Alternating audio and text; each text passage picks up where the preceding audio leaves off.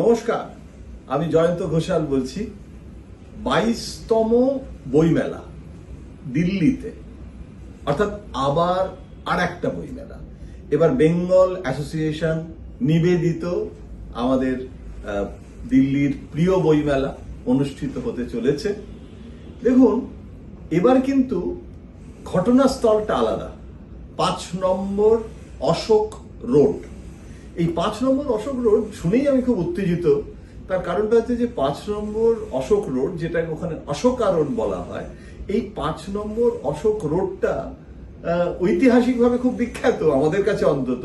প্রণব মুখোপাধ্যায় এই বাড়িটাতে থাকতেন, এই বাংলোতে থাকতেন, এবং আমার বেশ মনে আছে দেবেগৌড়া তখন প্রধানমন্ত্রী।